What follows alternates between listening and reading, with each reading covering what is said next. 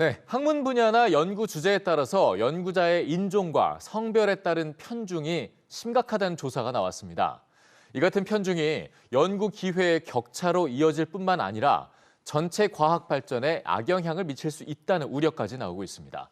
글로벌 뉴스 브리핑에서 자세히 살펴보죠. 자, 금창호 기자, 안녕하세요. 안녕하세요. 네. 자, 일반적으로 성별이라든가 인종 이런 것들에 따라서 잘하는 분야가 좀 다르다 이렇게 생각할 수도 있겠는데 이런 것들이 생각보다 가볍게 여기면 안 되겠네요. 네, 그렇습니다. 어떻게 보면 말씀하신 게 좀 일종의 편견인데 예. 실제로도 사실 공대에 여성이 적은 상황을 좀 쉽게 마주할 수가 있죠. 네. 그런데 이 논문 같은 연구 실적에서도 성별과 인종에 따른 격차가 확인이 됐습니다. 한 국제 연구진이 지난 2008년부터 2019년까지 발간된 연구물 500만 건 이상을 분석해 얻은 결과인데요. 예. 이 연구에 따르면 흑인과 라틴계 또 백인 여성들은 물리학이나 수학, 공학 분야에서 상대적으로 비율이 적었고요. 반면 심리학이나 예술 분야에선 지나치게 많이 분포하고 있었습니다. 네. 또 아시아 여성들은 예술과 인문, 사회과학 분야에서 또 흑인과 라틴계 그리고 백인 남성들은 심리학과 건강 분야에서 실적이 적었습니다. 네, 근데 지금 여기까지만 들어보면 사실 인종이라든가 성별마다 좋아하는 분야, 또 잘하는 분야, 관심 있는 분야 이런 것들이 다르기 때문에 이렇게 결과가 좀 달라질 수 있지 않을까라는 생각이 드는데 지금 정확히 어떤 게 문제가 되는 거죠? 그 분포가 되어 있는 인종이나 성별이 좀 분포가 되어 있는 정도의 차이에 대해서 주목을 좀 해봐야 되는데요. 네. 이 저자들은 이 연구 분야를 종합해 볼 때 일반적으로 아시아, 라틴계 그리고 또 흑인 연구자들은 특정 주제, 특정 분야에 집중하는 경향이 있는 반면에 백인 연구자들은 보다 다양한 범위의 연구를 한다고 설명을 합니다. 예. 그런데 이러한 차이가 결국 자본 투자의 격차로 이어지기도 하는데요. 예를 들면 백인 남성들은 연구 분야가 다양한 만큼 이들이 자본을 투자받을 수 있는 전략도 훨씬 다양하다는 설명입니다. 예. 실제로 지난 2019년 미국 국립보건원의 분석을 보면 흑인 과학자들은 주로 건강 격차나 환자 등 제한적인 연구 주제를 선택해서 투자를 적게 받았던 것으로 나타났습니다.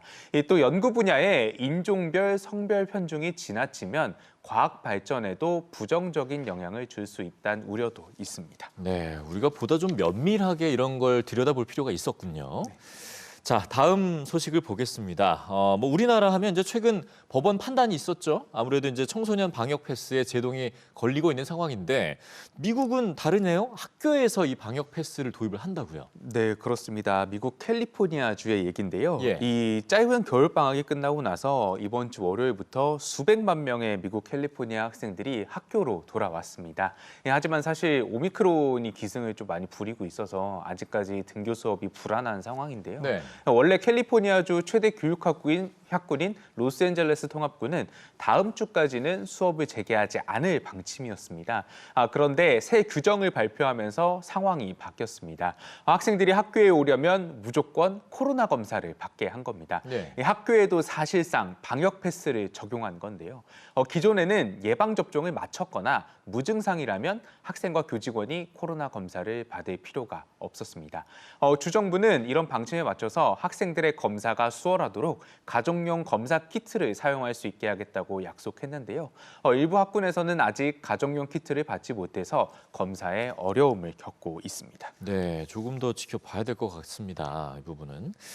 자, 이 얘기는 이제 계속해서 새로운 코로나 변이 바이러스가 나오고 있는 상황인데 지금 계속해서 추가 접종을 하고 있지 않겠습니까, 우리는? 근데 네. 영국이 이런 추가 접종을 하는 백신 접종 전략 이거 자체를 좀 바꾸자는 주장을 하고 있네요. 네, 그렇습니다. 사실 현재는 2차 백신 접종까지 완료하고도 이제 수개월마다 한 번씩 그러니까 접종을 계속 받는 부스터샷을 계속 맞고 있지 않습니까? 전 네. 세계적으로. 네.